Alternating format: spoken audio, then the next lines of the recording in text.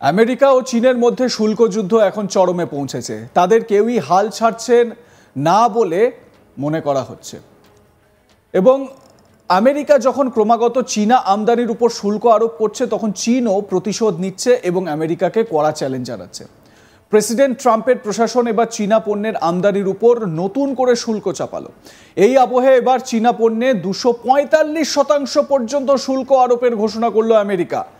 এই আবহে ওয়াশিংটন এবং বেজিংয়ের মধ্যে ব্যবসা বাণিজ্য নিয়ে দ্বন্দ্ব তীব্র থেকে তীব্রতর হচ্ছে।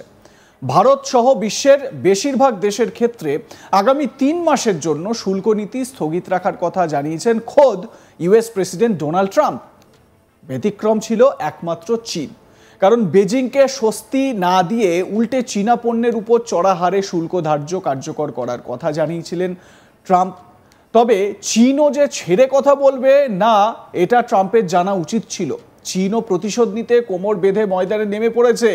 আমেরিকাকে কড়া চ্যালেঞ্জ জানিয়ে চীন ঘোষণা করে আমেরিকা থেকে আমদানি করা পণ্যের উপর শুল্ক 84% থেকে বাড়িয়ে 125% করা হয়েছে। কিন্তু তারপরও আমেরিকা ও চীনা শুল্ক যুদ্ধ থামার যেন নামই নেই। তার মধ্যে ফের একবার চীনা পণ্যের উপর 245% পর্যন্ত শুল্ক আরোপের ঘোষণা করলো আমেরিকা। মানে চীন যেই না আমেরিকার ওপর 125% ট্যারিফ দিল, আমেরিকাও আবার চীনের ওপর 245% ট্যারিফ দিয়ে বসলো।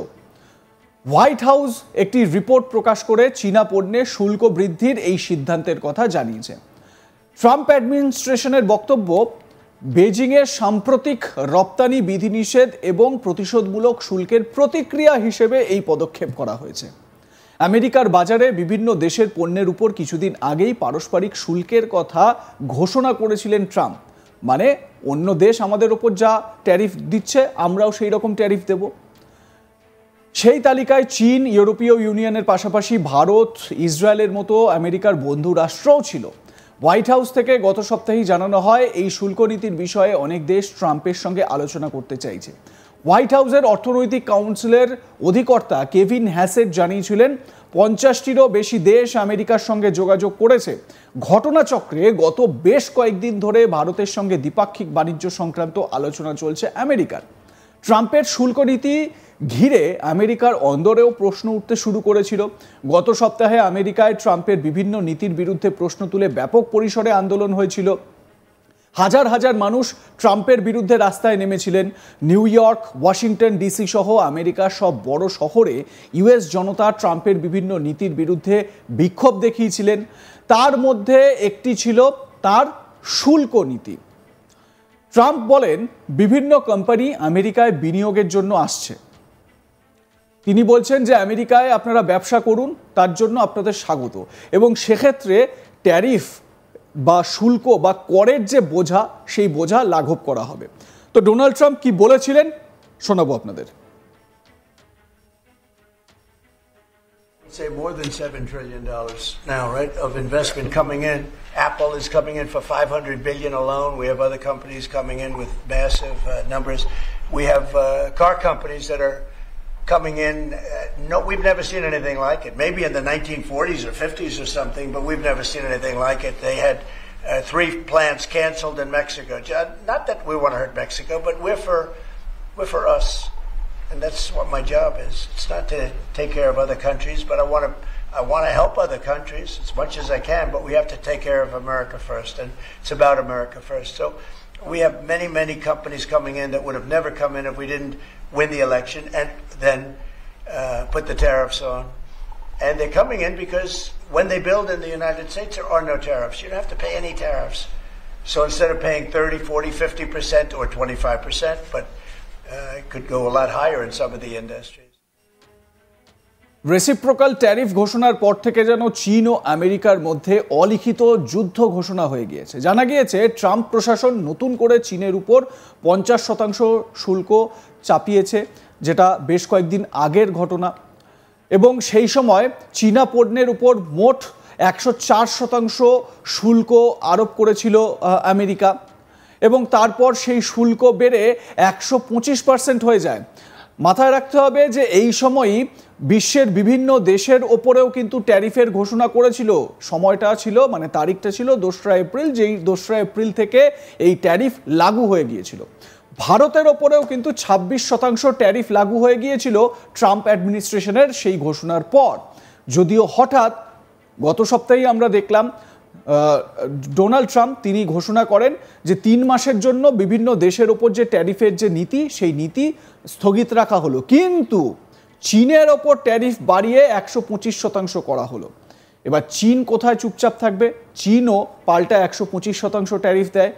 এবারে তার পাল্টা দিতে ডোনাল্ড ট্রাম্প তিনি 245% ট্যারিফ ঘোষণা করে দিলেন। মানে ট্যারিফ খেলা হচ্ছে যেন।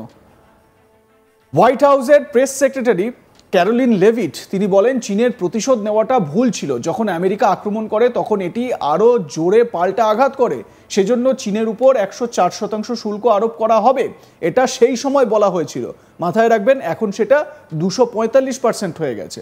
ক্যারোলিন লেভিট কি বলেছিলেন শোনাবো। He believes that China wants to make a deal with the United States. He believes China has to make a deal with the United States. It was a mistake for China to retaliate. The president, when America is punched, he punches back harder. That's why there will be 104% tariffs going into effect on China tonight at midnight. But the president believes that she and China want to make a deal. They just don't know how to get that started. And the president also wanted me to tell all of you that if China reaches out to make a deal, he'll be incredibly gracious, but he's going to do what's best for the American people. So China has to call first? The Chinese want to make a deal. They just don't know how to do it. But the president will be implementing these 104% tariffs on China tonight.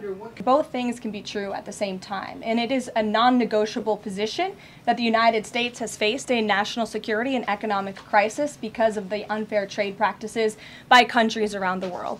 As for the president, I have maintained this position. The entire administration has always said that President Trump is willing to pick up the phone and talk.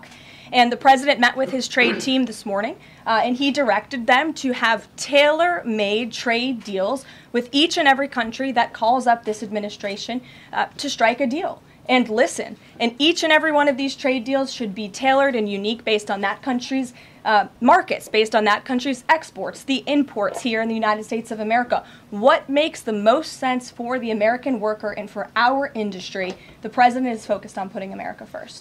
So was the evolution not factored in or determined by kind of the tumult in the stock market? Was that not a part of the consideration to start making these negotiations and deals? Again, I would reject that there was an evolution. On day one, we had said that the president will always pick up the phone for other nations and other companies that call this administration. The president always has a listening ear, and it's a non-negotiable fact that America has faced a national security and economic crisis for many decades. Like comment share করুন, দেখতে থাকুন আজ তাক Bangla, subscribe করুন আমাদের YouTube চ্যানেলটি, bell icon press করুন notification পেতে।